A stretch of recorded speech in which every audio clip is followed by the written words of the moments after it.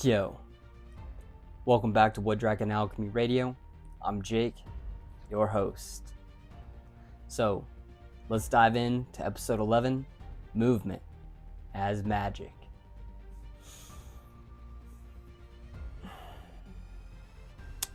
Movement, right? The way I see it, it's more than exercise. It's more than training. It's more than discipline and aesthetics. Movement is intelligence, right? Expressing itself through the body, right? But before we dive too much further into today's episode, I'd like to do a recap of episode 10 for those that missed it. In episode 10, we explored relationships, right? Not as a fixed role or story that we repeat, but as living alchemy. We looked at connection as more of a mirror, a space where we don't just meet another person, but in fact we meet ourselves through them. We spoke about how every single interaction carries intelligence, how tension can reveal truth, how intimacy becomes a classroom for awareness, regulation, and, in fact, growth. We explored the nervous system inside connection, how safety is built, how patterns are revealed, and how old conditioning surfaces, but not to punish us. In fact, so that it can be witnessed, seen, and rewritten in real time. And through that, we began to understand something deeper, I think. That relationships, in fact, are not random. They are catalytic in nature. They bring us forward to witness exactly what needs to be seen, felt, and transformed. Not to break us, though, right? But to actually refine us. And from that understanding, a new layer begins to emerge. Because once we learn how to stay present inside connection, guys, we begin to notice something even more subtle. The space between us. The invisible field that holds the relationship itself, okay? That awareness that connects us without touching, that speaks to us without words, and shapes our experiences before it ever forms. And today, you and I will enter that field together with a personal story. So now let's dive back into our episode.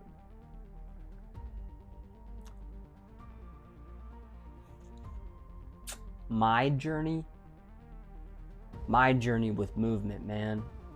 Well, it's been a lot and ever evolving. See, I spent a decade in powerlifting, which I've mentioned before. At the time, though, I thought it was discipline. I thought it was strength. I thought it was my identity. But looking back, man, I can also see that it was protection. An egotistic structure that I had built for myself. A way to feel safe inside expectations that I didn't even know I was carrying.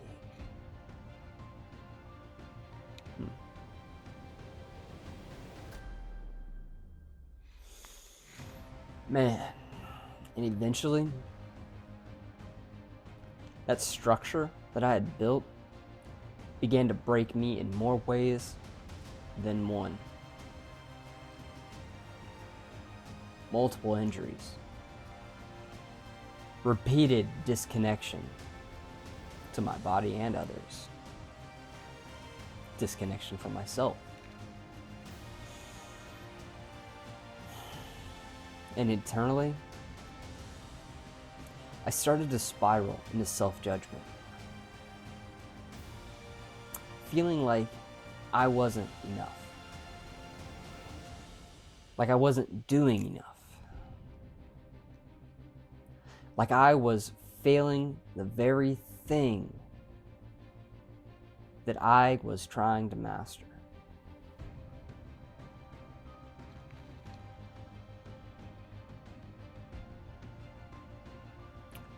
So, let's transition a little bit and let's pull some science into this for those that care.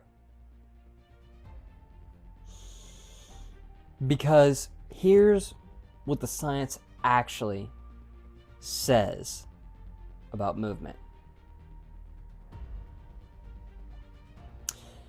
Because here's where science actually starts to mirror experience. Fascia, right?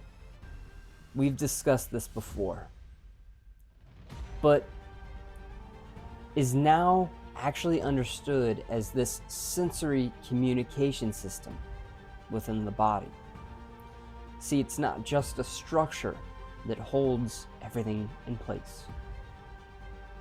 In fact, it is a full body network of perception. One that transmits force, one that transmits tension, one that transmits awareness. See, because every time you move your body, guys, you're not just training your muscles, you're reshaping the brain. See, exercising increases BDNF, right? Brain-derived neurotrophic factor. A bunch of big words. But what it means is a molecule that supports the neuroplasticity through the preservation of the current neurons and promotes the growth of new neural pathways and synapses within the brain, right?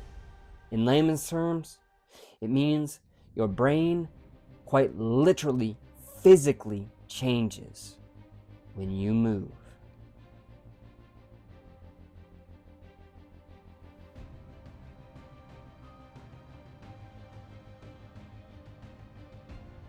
So let's reframe movement then as a flow of information, because movement isn't just mechanical, it's informational. It is your nervous system talking to the structure, vessel, your body. And it's your body, your structure, your vessel, talking to your brain. It is a conversation. Now, let's layer in some spirituality. Movement more as prayer through flow state. Because beyond the science, movement becomes something entirely different. Entirely different. See, it becomes expression without language. It becomes emotional release without explanation. In a way, it becomes prayer in motion, right? Dance becomes medicine. Stillness becomes listening. Flow becomes remembrance.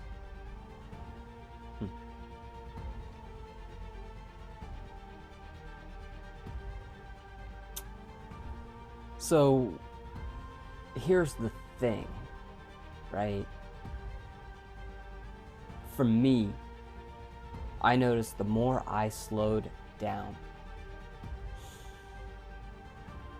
the more I actually took the time to feel my body. Not as this thing to control,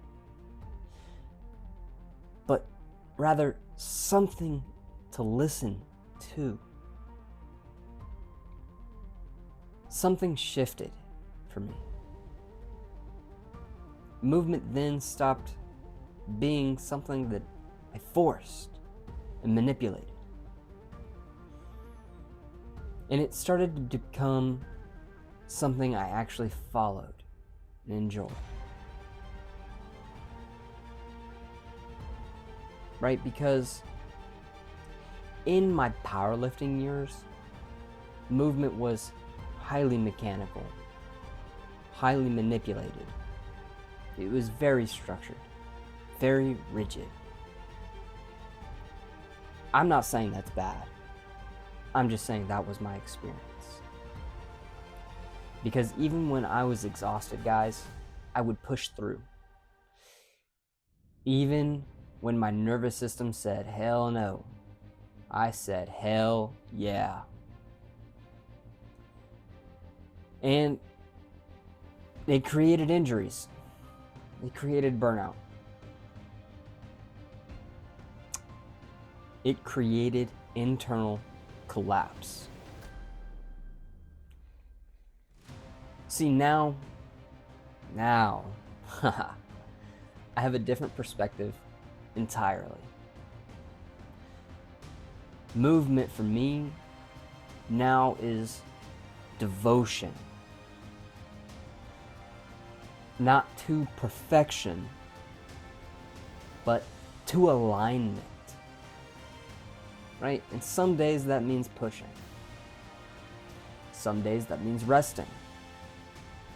Some days that means completely changing directions with a sense of grace. And I've learned that adaptability creates deeper and longer lasting transformation than rigidity ever could.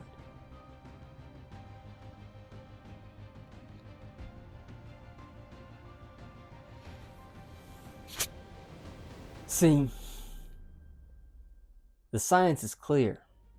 It shows us that fascia is a living communication network. Because movement reshapes connective tissue. And neuroplasticity reshapes the brain. And endorphins and neurotransmitters reshape emotion. Interoception reshapes awareness.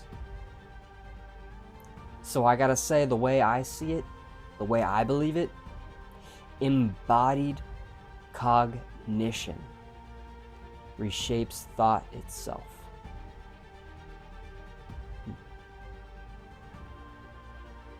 Because in a very real sense, you're not just moving your body, okay?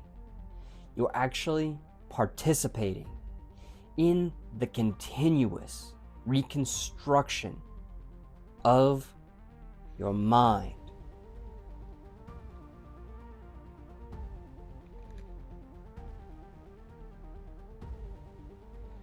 So, here's something simple,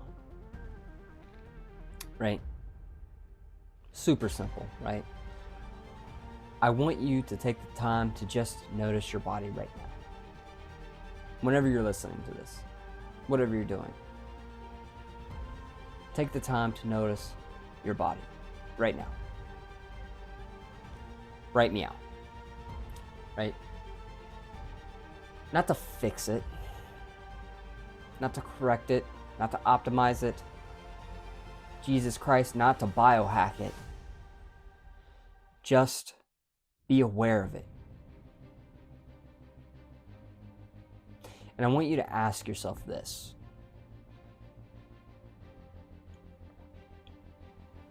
What kind of movement does my body actually need? Right? Then I want you to follow that. Even if it's small, even if it's subtle, even if it doesn't look like exercise at all. Because here's the thing. Intuition speaks softly, quietly, and slowly. You just have to tune in and listen.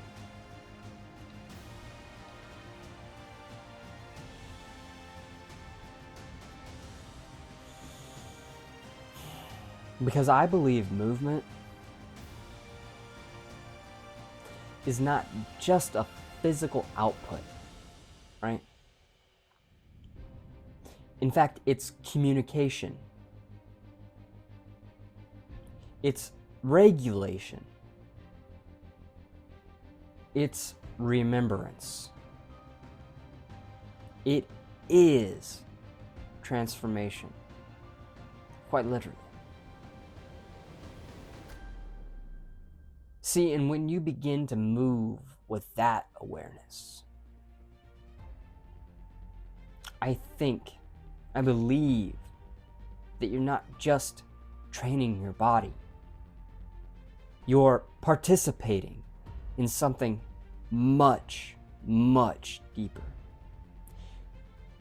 Because you're reshaping how you feel and how you think, and ultimately how you experience reality as a whole.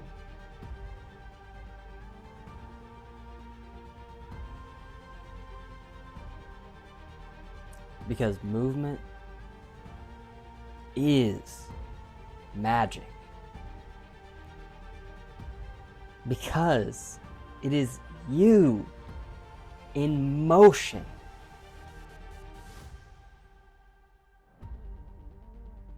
So,